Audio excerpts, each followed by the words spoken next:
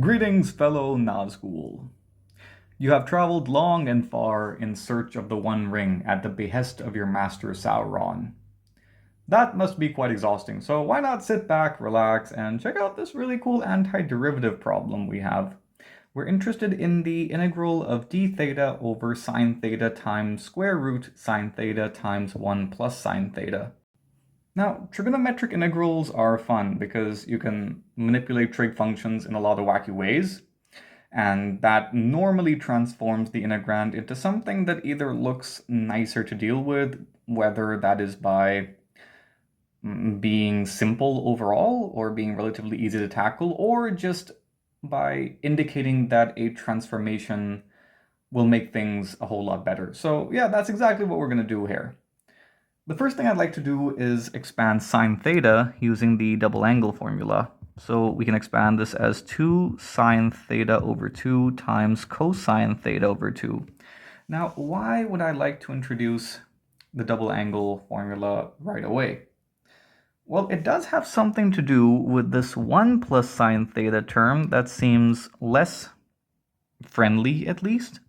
We can expand this as 1 plus 2 sine theta over 2 times cosine theta over 2. And yeah, I agree, that doesn't seem very helpful whatsoever. But we can expand 1. Yeah, everyone here knows that 1 is just a fancy way of writing sine square theta over 2 plus cosine square theta over 2. And that looks like a sigma or a 0. Terribly sorry about that. Same thing over here. So we have the squares of sine theta over 2 and cosine theta over 2 plus twice their product. And again, might as well replace theta by sigma. I mean, why not? Anyway, so this is, of course, equal to sine theta over 2 plus cosine, terribly sorry about that, theta over 2 whole thing squared.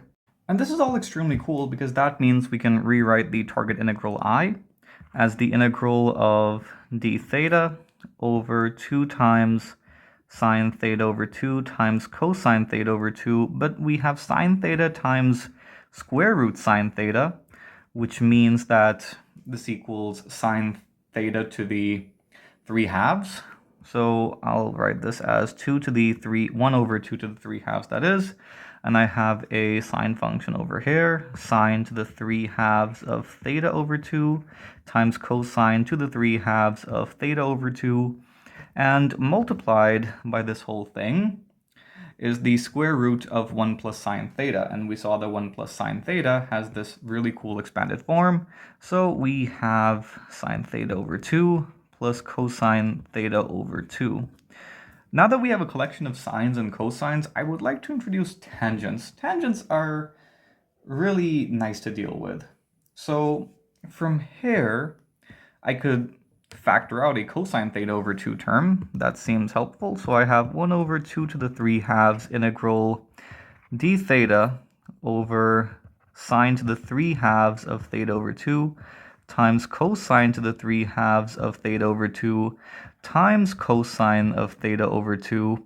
And multiplying these two gives me something like cosine to the 5 halves of theta over 2 times 1 plus the tangent of theta over 2. And I agree, that does not exactly look quite nice right now anyway. But it gets better. It gets much better. Source, trust me, bro.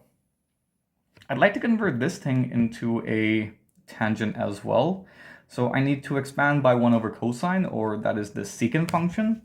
So why not do exactly that? We have 1 over 2 to the 3 halves integral, let's see, secant to the 5 halves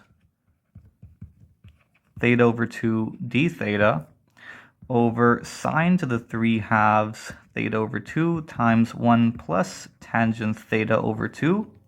And now if I expand by secant to the 3 halves, then I have 1 over 2 to the 3 halves integral secant to the 8 halves, which is just 4. So I have secant to the 4th power of theta over 2 d theta over sine to the 3/2 of theta over 2 times secant to the 3/2 of theta over 2. And we know that sine times secant is just the tangent function, so that means we have tangent theta over 2 times, oh wait, terribly sorry about that, it's tangent to the 3/2 theta over 2 times 1 plus tangent to the theta over 2. Okay, cool. It looks like we could invoke a nice transformation here, given that I have secant squared times secant squared up top. So I'll write this as 1 over 2 to the 3/2 integral secant square theta over 2, which I can expand as 1 plus tangent square theta over 2 times secant square theta over 2 divided by tangent to the 3/2 theta over 2, 1 plus tangent theta over 2 d theta. And now for the transformation I was talking about. So it's clear that letting tangent theta over 2 equal x will work, because this implies that 1/2 of secant square theta over 2 d theta is equal to dx. And we can borrow a factor of 1/2 from outside here, because we can write this thing as 2 times root 2. So we do have a factor of 1/2 with the d theta.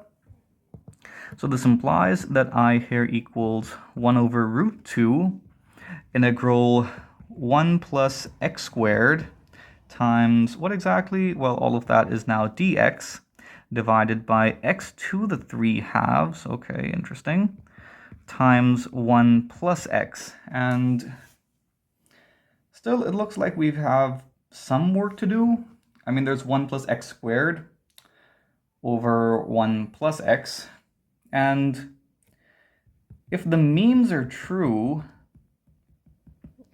that means we have some nice cancellation. But let's keep the memes aside for just this once in life.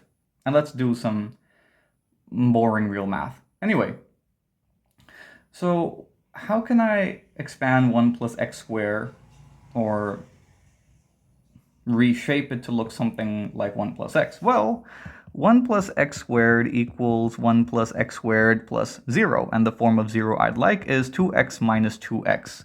Because by that token, I have 1 plus x squared minus 2x, which is dope, because this implies that I here equals 1 over root 2 integral 1 plus x whole thing squared minus 2x over x to the 3/2 times 1 plus x dx.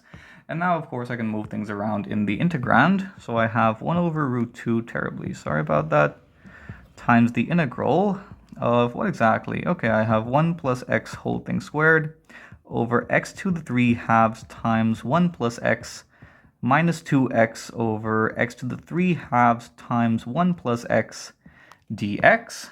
Some nice cancellation takes place.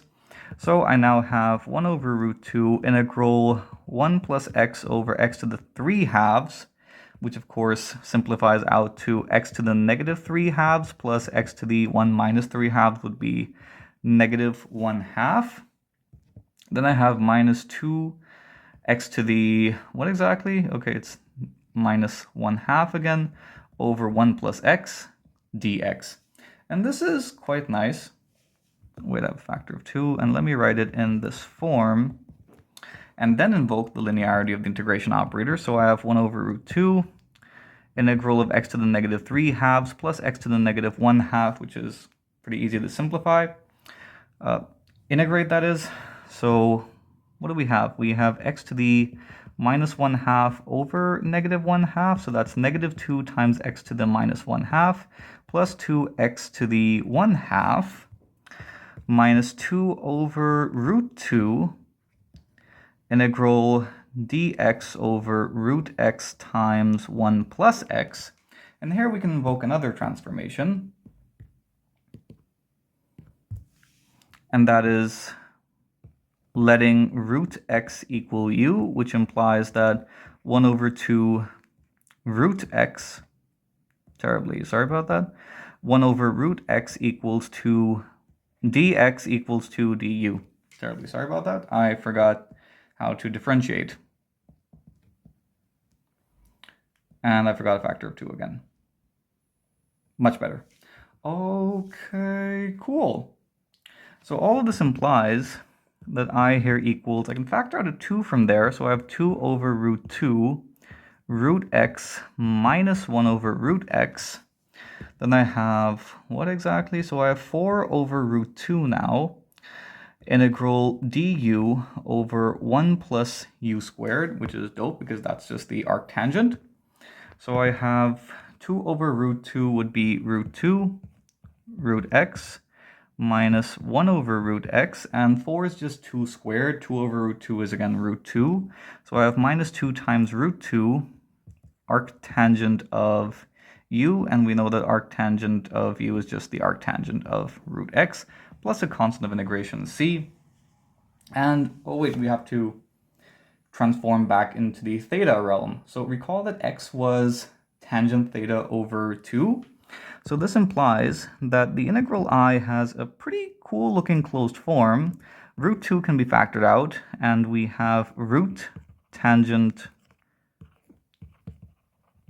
theta over 2 minus root cotangent theta over 2 minus root 2 times the arctangent of root tangent theta over 2 for a quite rootful result.